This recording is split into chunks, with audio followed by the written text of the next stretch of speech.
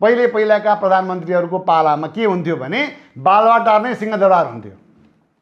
मन्त्री परिषदको अधिकांश बैठक बालुवाटारमै बस्ने गर्थ्यो। यति मात्रै होइन, सत्तारूढ दलको पार्टी अफिस बन्ने गर्थ्यो बालुवाटार।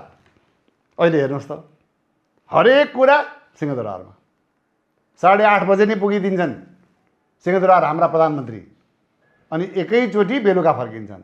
जे जति कुरा गर्नु छ सिंहदरबारमै गएर गर्छन्। बालुवाटारमा त छोरी खेलाएर बस्छन् रे। दायाँ बायाँ लेना देना बिचौलिया केही छैन अहिले। अब प्रधानमन्त्री 8:30 बजे पुगेपछि कर्मचारीहरू पनि पुग्नै पर्यो, होइन त? अनि अर्को कुरा, पहिला राति 12 बजेदेखि नि पासपोर्ट बनाउनका लागि लाइन बस्नुपर्ने हुन्थ्यो, नत्र पालो आउँदैन थियो। अहिले हेर्नुहोस् त, पासपोर्ट घर घरमै पुगिरहेको छ। यो मेल, इमेल, मेसेन्जर, व्हाट्सएप र भाइबरले गर्दा हाम्रो हुलाक सेवा ओझलमा परेको थियो। अब बल्ल हुलाक पनि चलायमान हुने देखिएको छ। बन्द भएका उद्योगहरू खुल्ने भएका छन्।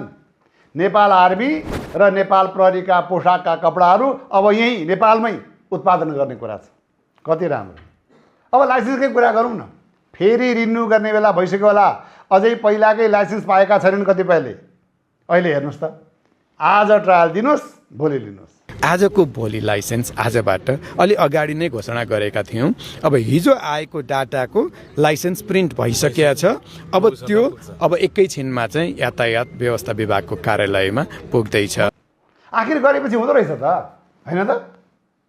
गर्न पनि अत्याचारै पो गरेका थिए त पहिलाकाले। तिनै कर्मचारी पहिला नमस्कार गर्दा नमस्कारसम्म पनि फर्काउँदैन थिए, हाकिम पल्टिन्थे। अहिले सरकारी अफिसमा जानुहोस् त, ज्वाइँ सर स्वागत हुन्छ तपाईँको। तातो पानी चिसो पानी सोधिन्छ। अस्ति म आफै नयाँ बिजुली लाइन र खानेपानीको लाइन जोड्न सम्बन्धित कार्यालय गएको थिएँ। एकै दिनमा काम तमाम। बिहान निवेदन दिनुहोस्, बेलुका जोडिसक्छ घरमा।